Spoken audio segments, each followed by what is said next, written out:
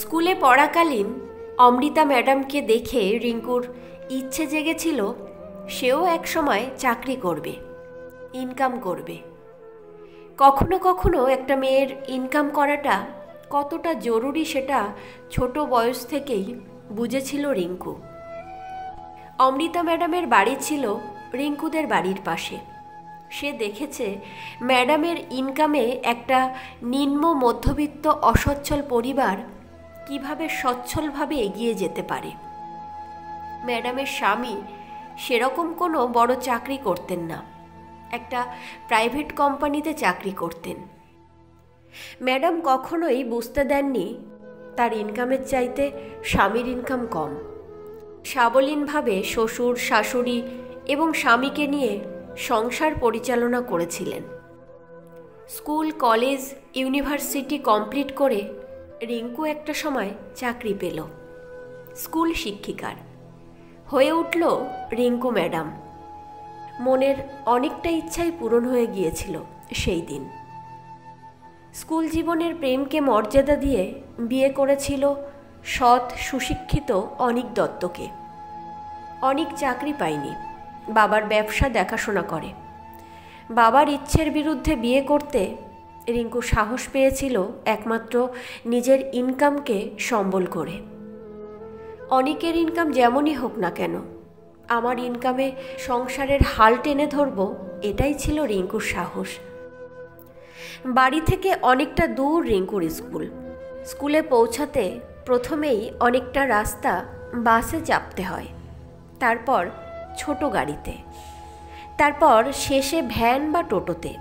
কাজেই বাড়ি থেকে অনেক আগেই রওনা দিতে হয় স্কুলের জন্য।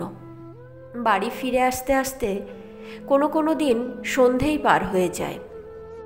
যাতায়াতে ক্লান্ত রিঙ্কু ভাবতে থাকে কখন বাড়িতে গিয়ে বিশ্রাম নেবে।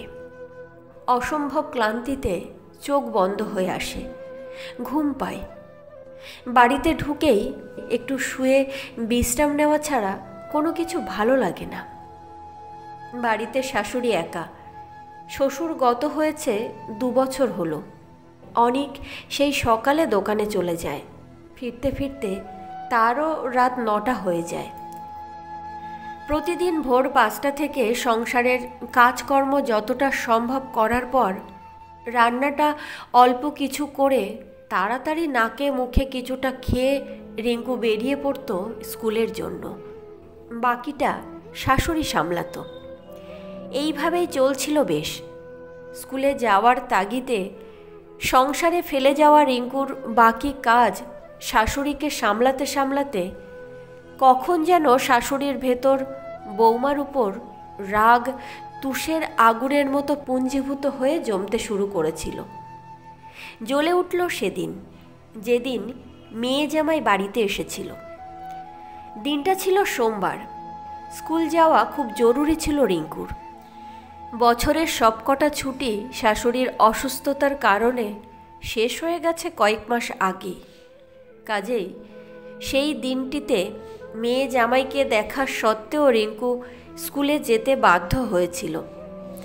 এটা নিয়ে শাশুড়ির কাছে রিঙ্কুকে অনেকদিন কথাও শুনতে হয়েছে, কেন সে সেদিন মেয়ে জামাইকে আপ্যায়ন না করে স্কুলে গিয়েছিল। নম্র স্বভাবের রিঙ্কু কখনোই শাশুড়ির সাথে তর্কে জড়ায়নি, মুখ বুজে সব কিছু সহ্য করে চলেছিল। কিন্তু কয়েকদিন যেতে না যেতেই একদিন শাশুড়ির কিছু কথা রিঙ্কুকে দিয়েছিল অনেকটাই কষ্ট। সারা দিনের ক্লান্তিতে অস্থির রিঙ্কু সেদিন বাড়ি ফিরেছিল রাত 8টায়। বাড়ির গেটের সামনে আসতেই রিঙ্কুর কানে ভেসে এলো শাশুড়ির বকবকানি। শাশুড়ি নিজে নিজেই বকে চলেছেন, বাড়ির বউ সারাটা দিন পার করে এত রাত হয়ে গেল, এখনো বাড়ি আসার নাম নেই। সারাটা দিন স্কুলে কাটিয়ে এলে সংসার আর কি করে চলবে? চাকরি করলে কি আর সংসারে কাজ করা যায় না? আমাদের বংশে কি আর কেউ কখনো চাকরি করেনি নাকি? ও একাই চাকরি করছে, ইনকাম করার জন্য কি মাথায় উঠেছে? আমি কি তাকে রাজরানী করে মাথায় তুলে রাখবো? কথাগুলো শুনেও রিঙ্কু কোনো উত্তর না দিয়ে ঘরে চলে গেল। চোখের নিচের কালো দাগগুলোর ঘনত্ব ক্রমাগত বাড়ছে। নিজের উপর নিজেরই রাগ হচ্ছে প্রচুর। ক্লান্তিতে চোখ বন্ধ হয়ে যাচ্ছে, শরীর একটু বিশ্রাম চাইছে। অপরদিকে শাশুড়ির কথাগুলো তার কানে যেন আলপিনের মতো খোঁচা দিয়েই চলেছে। সে বিশ্রাম নিল না। স্কুল ব্যাগটা চেয়ারের উপর রেখে সোজা রান্নাঘরে ঢুকল। রান্নাঘরে সব অগোছালো, টেবিলের উপর এঁটো বাসনের স্তূপ। সুমিতাদি কি আজ আসেনি? ভেতরে একটা প্রশ্ন জাগল রিঙ্কুর। অনেক বছর ধরে তাদের বাড়িতে কাজ করে সুমিতাদি। রিঙ্কুকে রান্নাঘরে ঢুকতে দেখে শাশুড়ি মা একবার উকি দিয়েই আবার নিজের ঘরে চলে গেল। শাশুড়ির ফোন বেজে উঠল। মেয়ে রিয়ার ফোন। মা, তোমার প্রেশারের ওষুধটা কি বৌদিমণি এনেছে? বৌদিমণিকে তো ফোনেই পাচ্ছি না। কিন্তু রিয়া, আমার প্রেশারের ওষুধ তো অনেক নিয়ে আসে, তোর বৌদি কেন আনবে? আরে দাদা যে দোকান থেকে ওষুধটা নেয় সেখানে পাওয়া যাচ্ছে না, তাই আমাকে বলেছে ওষুধটা আমাদের এখান থেকে নিয়ে যেতে। কিন্তু তোমার জামাই এখন যেতে পারবে না, একটা অনুষ্ঠানে যাবে। তাই বৌদিকে বলেছিল স্কুল থেকে ফেরার পথে ওষুধটা যেন কিনে নিয়ে যায়। গতকাল নাকি তোমার প্রেশারের ওষুধটা শেষ হয়ে গেছে। তাহলে এই কারণেই তোর বৌদিকে বাড়ি ফিরতে অনেকটা দেরি হলো। কিছুক্ষণ পর অনেক বাড়িতে এলো। কলপারে রিঙ্কুকে এই সময় বাসন মাজতে দেখে অবাক হয়ে জিজ্ঞেস করলো, কি ব্যাপার, এখন তুমি বাসন মাজছো কেন? আমি কি বাসন মাজতে পারি না? বাড়ির বউদের শ্বশুরবাড়িতে সব কিছুই করতে হয়। বাপের বাড়ি বাপের বাড়িই হয়, আর শ্বশুরবাড়ি শ্বশুরবাড়ি হয়। কেউ রাজরানি করে আমাকে মাথায় তুলে রাখবে কেন? কিন্তু কিন্তু টিন্তু এখন থাক।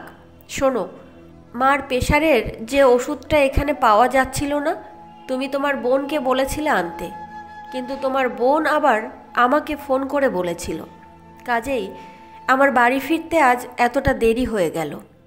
ওষুধটা পেতে আমাকে অনেক জায়গায় ঘুরতে হয়েছে। শেষে বাস স্ট্যান্ড থেকে অনেকটা দূরে থাকা একটা দোকানে পেয়েছি। এর ফলে ফেরার বাসটাও হাতছাড়া করেছি। অনেক কষ্ট করে একটা গাড়ি করে বাড়ি ফিরে এসেছি। এখন থাক ওসব কথা, তুমি ওষুধটা নিয়ে যাও। অনিক ওষুধটা নিয়ে মার ঘরে গেল। অনিককে দেখে মা বলল, বৌমা কি কিছু বলেছে? বৌমার বাড়িতে ফিরতে দেরি হয়েছে দেখে অনেক খারাপ খারাপ কথা আমি কিছু না বুঝে বলে ফেলেছি। এ আর নতুন কি মা? কেন? তুমি যে এসব উল্টোপাল্টা কথা বলো, তুমি তোমার বৌমার সাথে নিজের দূরত্ব বাড়াচ্ছ। একটু বোঝার চেষ্টা করো। প্রতিদিন 4-5 ঘন্টা যাতায়াত করে আমাদের সংসারের জন্যই রিঙ্কু চাকরিটা করছে, শখে করছে না। ছেলের কথায় মা কোনো উত্তর দিল না। বাসনগুলো মাজার পর রান্নাঘরটা পরিষ্কার করে হাত পা ধুয়ে ঘরে এলো রিঙ্কু। কিছু খাওয়ার ইচ্ছে নেই। বিছানার বালিশের উপর মাথা রাখতেই নিমেষের মধ্যে ঘুমিয়ে পড়ল।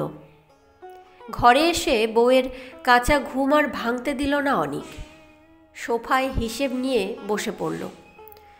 কিছুটা সময় যেতেই বৌমার শব্দে ঘুম ভাঙল রিঙ্কুর। চোখ খুলতেই দেখে শাশুড়ি মা চা আর টিফিন হাতে সামনে দাঁড়িয়ে। অবাক চোখে একবার স্বামীর দিকে তাকালো। তারপর সাবলীনভাবে শাশুড়ির হাত থেকে টিফিন আর চাটা নিয়ে বলল, তোমারটা এনেছো?